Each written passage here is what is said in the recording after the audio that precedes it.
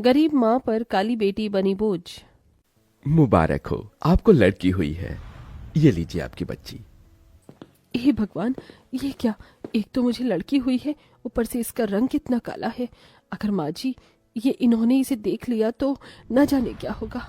सुजाता मन ही मन ये सब सोच रही होती है कि तभी वहां उसका पति अनुराग आता है। करमजली, तुझे शर्म नहीं आई एक लड़की को पैदा करते हुए? ऊपर से पैदा भी किया तो एक काली लड़की को। अगर मुझे पता होता कि तू काली लड़की को जन्म देगी तो मैं तेरी कोख में ही से मार देता। मुझे एक बेटा चाहिए था, ना कि एक काली बेटी और बदसूरत बेटी। अनुराग की ऐसी बातें सुन सुजाता अपनी बच्ची को गले से लगाकर रोने लगती है। सुजाता जैसे ही अपनी काली बेटी के साथ अपने ससुराल में कदम रखती है। कल मोही, शर्म नहीं आई तुझे एक लड़की को जन्म देते हुए? मैं तो खुश थी कि मेरी बहू पेट से है, बिल्कुल मेरे बेटे की तरह एक सुंदर से बेटे को जन्म देगी, लेकिन इसने तो अपनी तरह ही काली बेटी को जन्म दिया है। मुझे तो शर्म आती है तुझे अपनी पत्नी कहते हुए। अगर पता होता कि तू एक काली बेटी को जन्म देगी तो मैं तुझसे कभी शादी नहीं करता। जा किसी कुएं में डूबकर मर जा और साथ में अपनी इस काली बेटी को भी ले जा। एक माँ सब कुछ बर्दाश्त कर सकती है, लेकिन कभी भी अपने बच्चे के खिलाफ कुछ गलत बर्दाश्त नहीं कर सकती। अपनी सास और पति से अपने बच्चे के लिए इतना सब कुछ सुन सुजाता के दिल पर जो बीत रही थी उसके बारे में तो कोई अंदाजा भी नहीं लगा सकता था। अनुराग को शुरू से ही एक बेटा की चाहत थी, लेकिन अपनी पत्नी को एक काली बेटी को जन्म देने की वजह से अनुराग अब सुजाता से नफरत करने लगता है। इसलिए अनुराग अब गांव की एक गोरी लड़की से शादी कर लेता है। ये आपने क्या किया? मेरे होते हुए आपने दूसरी शादी कैसे कर ली? अब मेरा और मेरी बच्ची का क्या होगा? आप ऐसा कैसे कर सकते हो? तुझे क्या लगता था कि मैं तेरे और तेरी इस काली बेटी के साथ जिंदगी भर रहकर अपनी पूरी जिंदगी बर्बाद करूंगा?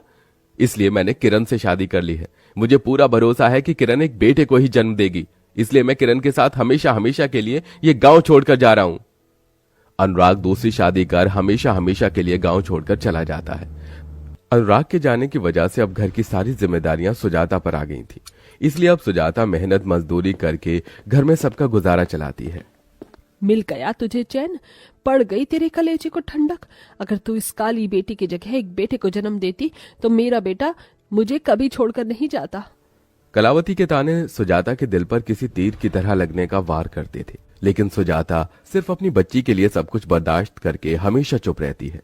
ऐसे ही समय बीतता रहता है और सुजाता की बेटी पूरे 6 साल की हो जाती है। माँ, आप कहाँ गई थी? मैं कब से आपका इंतजार कर रही थी। बेटा, आज काम करते हुए फैक्ट्री में मेरे पैर में चोट लग गई थी, इसीलिए आने में देरी हो गई। तू भले ही दुनिया की नजरों में सरस्वती बनने का ढोंग कर ले, लेकिन तेरी सारी सच्चाई मैं जानती हूँ। तू आज इस चोट की वजह से लेट नहीं हुई है, बल्कि तू तो किसी के साथ अपना मुंह काला कर रही थी। माँ जी, आप होश में तो हैं क्या? क्या क्या बोले जा रही हैं? आपको शर्म नहीं आती अपनी बहू पर ऐसे लांछन लगाते हुए? मेरे सामने ये ढोंग करने की जरूरत नहीं है। तेरे इस चरित्रहीन हरकतों की वजह से ही मेरा बेटा तुझे छोड़कर हमेशा हमेशा के लिए शहर चला गया। मैं जानती हूँ रोज रोज तुझे घर आने में देरी क्यों हो जाती है। हर रोज किसी आदमी के साथ गुलछर्रे उड़ाकर अपना मुंह जो काला करती है। हे भगवान, ऐसे शब्द सुनने से पहले तूने मुझे अपने पास क्यों नहीं बुला लिया? ये काली बेटी तो मेरी जिंदगी में बोझ बन गई है। जब से ये पैदा हुई है तब से मुझे क्या क्या नहीं सहना पड़ रहा। सुजाता का जिंदगी का हर एक दिन उसके लिए किसी मौत से बढ़कर था, लेकिन अपनी बेटी की शक्ल देख देख कर सुजाता हार नहीं मानती और दिन रात मेहनत करके अपनी बेटी को पढ़ाती है। ऐसे ही समय गुजरता है और अब काजल बड़ी हो जाती है। माँ देखो, मैंने पूरे कॉलेज में टॉप किया है। मैं जानती ही थी कि मेरी काजल ही पूरे कॉलेज में टॉप करेगी। अब आप देखना कि मुझे किसी बड़ी कंपनी में नौकरी मिलेगी और फिर आप, मैं और दादी इस छोटे से घर को छोड़कर एक बड़े से घर में रहेंगे। बस बस, ये झूठे सपने दिखाने की कोई जरूरत नहीं है। तो जैसी काली बदसूरत को कोई अपनी कंपनी में नौकरी तो देना दूर, कंपनी के आसपास भी भटकने भी नहीं देगा।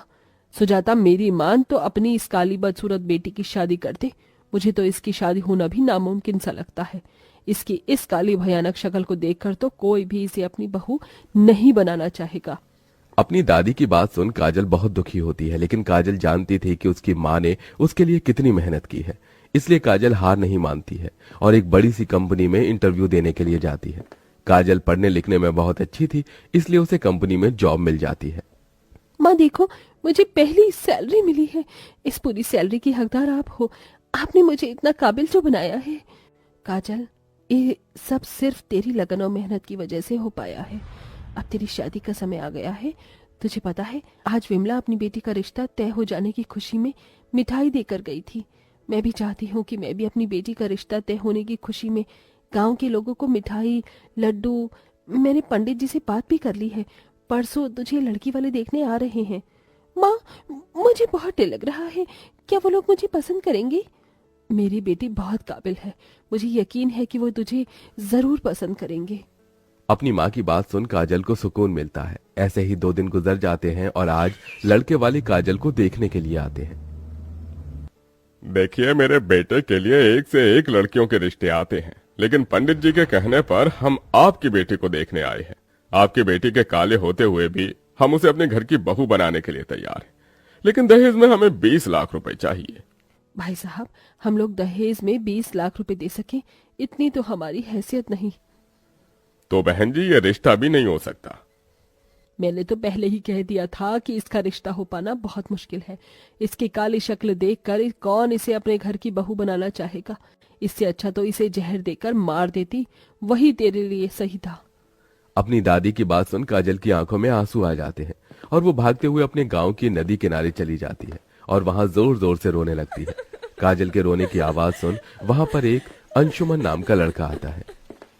अरे, आप ऐसे ही रो क्यों रही हैं? तुमसे मतलब? ठीक है, अगर आपको नहीं बताना तो कोई बात नहीं, लेकिन इतना गुस्सा मत कीजिए।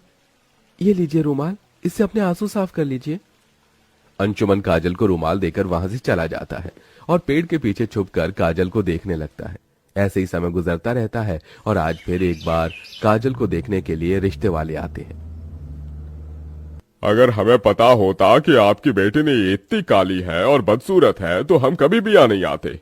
हे भगवान, अब मैं क्या करूं?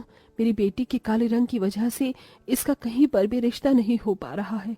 ये जब से पैदा हुई है तब से मेरे ऊपर बोझ बन गई है। न जाने कब इसकी शादी होगी।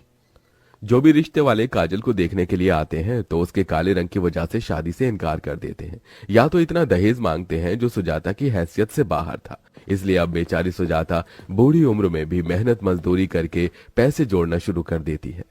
माँ, आपको मेरी शादी के लिए इस उम्र में भी कितना काम करना पड़ रहा है। आपके हाथों में कितने छाले आ गए हैं। अपनी माँ को इतनी मेहनत करता देख काजल से रहा नहीं जाता, इसलिए अब काजल भी ऑफिस के साथ साथ गांव में अपनी माँ से छुपकर बच्चों को ट्यूशन पढ़ाना शुरू कर देती है।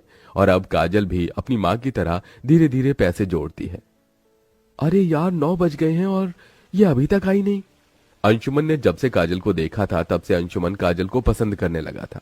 अंशुमन को काजल के काले रंग से कोई भी दिक्कत नहीं थी, वो तो अब उसे बेपनाह मोहब्बत करने लगा था। पापा, आपने सोच भी कैसे लिया? मैं इस काली कल मुहित से शादी करने के लिए तैयार हो जाऊंगा। चलिए यहाँ से।